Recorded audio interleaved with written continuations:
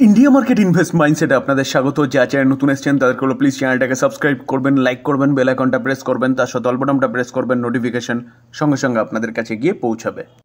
ওয়ারি energies limited. তো ওয়ারি energies limited এই কোম্পানিটাকে দেখলে দেখাবে, দেখুন আজকের দিনে প্রায় 3% মতন একটা ডাউনসাইড মুভমেন্ট দেখিয়ে, যেখানে এই কোম্পানিটা সোলার মডিউল তৈরি করে। সারা ওয়ার্ল্ড বেসিস বিজনেস আছে, ইউএসএও কিন্তু কোম্পানিটার ব্যাপক একটা এক্সপোজার রয়েছে। তো ওয়ারির পাশে প্রিমিয়ার এনার্জিসকেও দেখলে দেখা যাবে, দেখুন আজকের দিনে 2.5% মতন একটা ডাউনসাইড মুভমেন্ট দেখিয়েছে, যেখানে এই দুটো কোম্পানির বিজনেস একই এবং এই দুটো কোম্পানির খুব ভালো একটা এক্সপোজার রয়েছে কিন্তু ইউএসের সোলার এনার্জি সেগমেন্টেও। এবার প্রশ্ন হচ্ছে দুটো কোম্পানি পড়েছে কেন। দেখুন এই আর্টিকেল দেখলে দেখা যাবে যে ওয়ারি এনার্জিস এবং প্রিমিয়ার এনার্জিস, এছাড়া আরেকটা কোম্পানি রয়েছে এসডব্লিউ সোলার, এই তিনটে কোম্পানির শেয়ার আজকের দিনে আপ টু বলছে কত 4% মতন পড়েছে। পড়ার পিছনে কারণ ইউএসের যেসব ডোমেস্টিক ফার্মগুলো রয়েছে না, যেগুলো সোলার মডিউল নিয়ে কাজ করে, সেসব কোম্পানিগুলো রিকোয়েস্ট করছে গভর্নমেন্টকে যে ইন্ডিয়া থেকে যে ইম্পোর্টটা হচ্ছে তার উপর ট্যারিফ চাপানোর জন্য। যেখানে ভারতীয় এই কোম্পানিগুলো সেখানে গিয়ে কিন্তু যথেষ্ট, অর্থাৎ ইউএসএ গিয়ে যথেষ্ট ভালো বিজনেস করছে। এবার স্বাভাবিকভাবেই আমাদের দেশের যেসব প্রোডাক্টগুলো যাচ্ছে ইউএসএ, মান তো ঠিক আছে কিন্তু অনেক সস্তায় যাচ্ছে, যেহেতু আমাদের দেশে সব কিছু খুব কমে পাওয়া যায়, চিপলি পাওয়া যায়। তো স্বাভাবিকভাবে সেখানের কম্পিটিশান করে উঠতে পারছে না সেখানের কোম্পানিগুলো। তো তার জন্যে কিন্তু তারা ডিমান্ড করছে যে আমাদের ইন্ডিয়া থেকে যেসব প্রোডাক্টগুলো যাচ্ছে সোলার এনার্জি বা সোলার মডিউল বিশেষ করে, সেসব প্রোডাক্টগুলোর ওপর ইম্পোর্ট চাপাতে। তো এই কারণেই ওয়ারি এনার্জিস এবং প্রিমিয়ার এনার্জিস এই কোম্পানিগুলো কিন্তু আজকের দিনে এরকম ডাউনসাইড মুভমেন্ট দেখিয়েছে। KPI green energy. তো গ্রিন এনার্জি বা রিনিউয়েবল এনার্জি বা সোলার এনার্জি সেগমেন্টে কিন্তু এই কোম্পানিটা দিগ্গজ একটা কোম্পানি, যে কোম্পানিটা শুধু সোলার এনার্জি নিয়ে কাজ করছে না বা সোলার রুফটপ নিয়ে কাজ করছে না, কোম্পানিটা কিন্তু উইন্ড এনার্জি নিয়েও কাজ করছে। তো দেখলে দেখা যাবে, দেখুন আজকের দিনে কোম্পানিটা 0.5% মতন একটা ডাউনসাইড মুভমেন্ট দেখাচ্ছে, যেখানে এই কোম্পানিটাকে নিয়ে কিন্তু একটা ব্যাপক নিউজ পাওয়া যাচ্ছে, যেখানে ভবিষ্যতে এই কোম্পানিটার বিজনেস কয়েক গুণ বাড়তে চলেছে। তবে ডিসক্লেমার দিয়ে রাখি স্যার, যে এটা কিন্তু কোনো বাই রেকমেন্ডেশন নয়। কোম্পানি ভালো করতে পারে সেরকম নিউজ পাওয়া যাচ্ছে, সেটা আপনাদের সামনে তুলে ধরার চেষ্টা করছি। টোটালটাই লার্নিং পারপাস বা ইনফরমেশন শেয়ার করা পারপাস বলতে পারেন।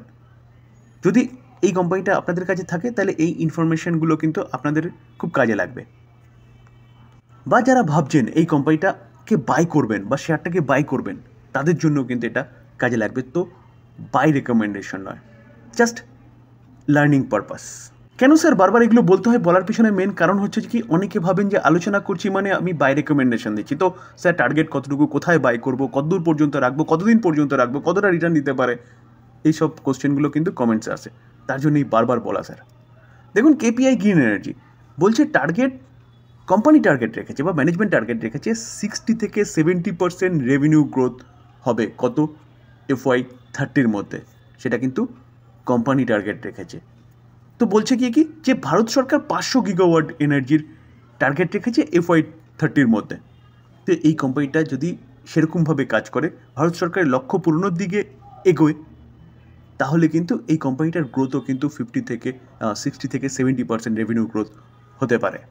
স্যার একটু আগে বলছিলাম যে কোম্পানিটা এখন উইন্ড পাওয়ার নিয়েও কাজ করছে। তো দেখুন সোলার এবং wind power producer KPI green এনার্জির এই যে টার্গেটটার কথা বলছে না 2030 মধ্যে, এটা কে বলছে?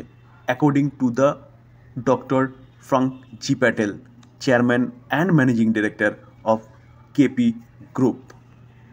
তো কোম্পানির বিজনেস কিন্তু বাড়তে চলেছে। তো এবার চিন্তাভাবনা আপনি কি করবেন? পলিক্যাপ ইন্ডিয়া কোম্পানিটা ওয়্যার এবং কেবল সেগমেন্টের একটা দিগ্গজ কোম্পানি, যেই কোম্পানিটা কিন্তু আজকের দিনে দেখলে দেখা যাবে ফ্ল্যাট টাইপ পারফরমেন্স দেখিয়েছে, বা বলতে পারেন 0.5% মতন একটা আফসাইড মুভমেন্ট দেখিয়েছে। কিন্তু আর্লি মর্নিংয়ে কোম্পানিটা যথেষ্ট ভালো গ্যাপ আপ ওপেনিং হয়েছিল এবং ভালো মুভমেন্ট প্রেজেন্ট করেছিল। অবশেষে মার্কেটের প্রেশারের জন্য কোম্পানিটাও নিচে এসছে, যেখানে এই কোম্পানিটা লিডিং কোম্পানি ওয়্যার এবং কেবল সেগমেন্টে অ্যাজ পার মার্কেট ক্যাপিটালাইজেশন। তো এই কোম্পানিটা Q1 রেজাল্ট ডিক্লেয়ার করেছে। তো চলুন অ্যাট ফার্স্ট রেজাল্টটা দেখে নিই। দেখুন স্যার, জুনের কোয়ার্টার, এটা হচ্ছে মার্চের কোয়ার্টার, আর 1 বছর আগের জুনের কোয়ার্টার।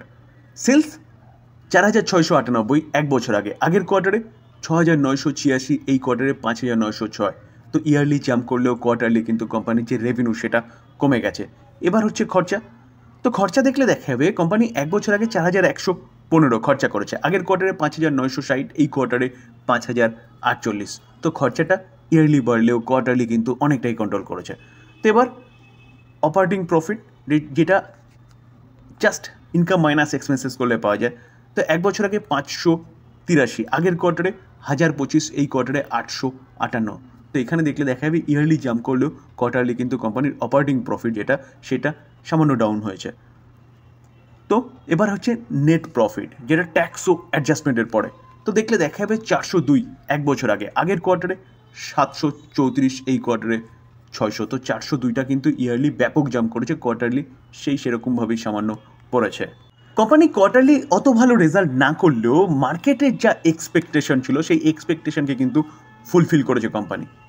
অর্থাৎ মার্কেটের পয়েন্ট অফ ভিউ দিয়ে দেখলে দেখা যাবে কোম্পানির রেজাল্ট কিন্তু যথেষ্ট ভালো করেছে। আর ইয়ার অন ইয়ার বেসিস তো কোম্পানি যথেষ্ট ভালো করেছে, তার জন্যই কিন্তু আর্লি মর্নিংয়ে যথেষ্ট ভালো মুভমেন্ট কোম্পানিটা দেখিয়েছিল। অবশ্যই মার্কেটের প্রেশারের জন্য কোম্পানিটার মধ্যে একটা প্রফিট বুকিং দেখা গেছে।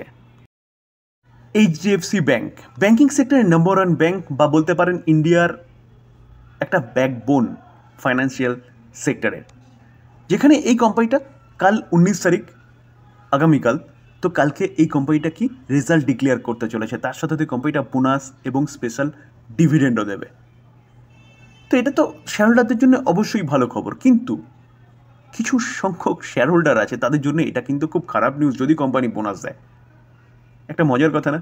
চলুন দেখে নিই কাদের জন্য খারাপ নিউজ। দেখুন, এই আর্টিকেল দেখলে দেখাবে China central bank face uncertainty over HDFC bank bonus issue due to Chinese investment firm. তো চাইনিজ ইনভেস্টমেন্ট ফার্ম যারা আমাদের ভারতবর্ষে এইচডিএফসি ব্যাংকের একটা ভালো সংখ্যক স্টেক নিয়ে বসে আছে, তাদের জন্য এটা খারাপ নিউজ। কীভাবে চলুন সেটা দেখাচ্ছি। দেখুন, এই আর্টিকেল দেখলে দেখাবে 31শে মার্চের ডেটা অনুযায়ী, এই জাস্ট 2025-এর 31শে মার্চ,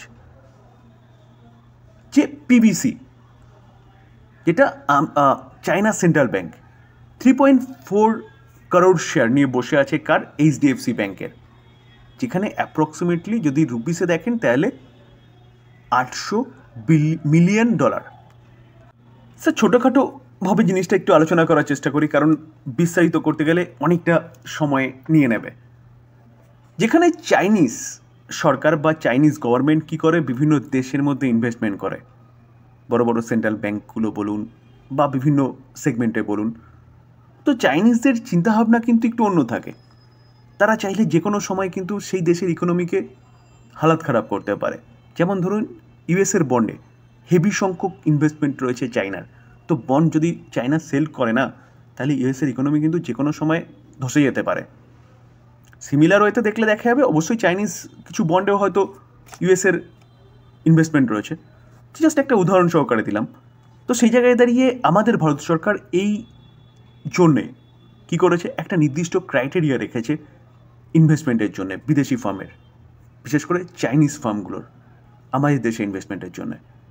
তো সেই পার্সেন্টেজ অফ অ্যামাউন্ট যদি ইনভেস্টমেন্ট করতে হয়, তাহলে ভারত সরকারের কাছ থেকে পারমিশন নিতে হবে, এবং পারমিশন যদি গ্রান্টেড করে তারপরে গিয়ে তারা ইনভেস্টমেন্ট করতে পারবে। তো এই জায়গায় দাঁড়িয়ে এই যে পার্সেন্টেজটা দেখছেন না, যখনই বোনাস দেবে তখন কিন্তু নাম্বার অফ শেয়ার বেড়ে যাবে। তো সেই জায়গায় দাঁড়িয়ে হচ্ছে প্রবলেম কার? অবভিয়াসলি চায়নার ইনভেস্টমেন্টের ফার্মের।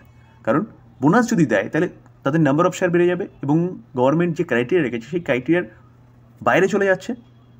তো সেই জায়গায় দাঁড়িয়ে সরকারের ওপর ডিপেন্ড করছে যে তারা ওই সংখ্যক স্টেক হোল্ড করবে কি করবে না। এটাই হচ্ছে মেন ব্যাপার। তার জন্যই চাইনিজ ইনভেস্টমেন্ট ফার্মগুলো বা শেয়ার হোল্ডারগুলো এই এইচডিএফসি ব্যাংকের বোনাস ইস্যুকে নিয়ে খুব চিন্তিত বলতে পারেন। তো যাই হোক, কালকের দিনে কিন্তু এই কোম্পানির জন্য একটা ব্যাপক বড় ইম্পর্টেন্টে। তো চ্যানেলের সাথে যুক্ত থাকতে হবে, তাহলে কিন্তু সঠিক সময় সঠিক তথ্যটা আপনার কাছে গিয়ে পৌঁছাবে। থ্যাংক ইউ, ভালো থাকবেন। তবে ডিসক্লেমার দিয়ে রাখি স্যার, যে এই ভিডিওতে যেসব কোম্পানিগুলো নিয়ে আলোচনা করলাম সেসব কোম্পানিগুলোর সম্বন্ধে নিউজ পাওয়া যাচ্ছে, সেগুলো আপনাদের সামনে তুলে ধরার চেষ্টা করলাম মাত্র। তো প্লিজ কেউ বাই রেকমেন্ডেশন হিসেবে নেবেন না। বাই করার আগে নিজে ভালো মতো অ্যানালাইসিস করবেন, তারপরে বাই করবেন, বা আপনি আপনার ফাইন্যান্সিয়াল অ্যাডভাইজারের সাথে কথা বলে নিয়ে তারপরে বাই করবেন। থ্যাংক ইউ, ভালো থাকবেন।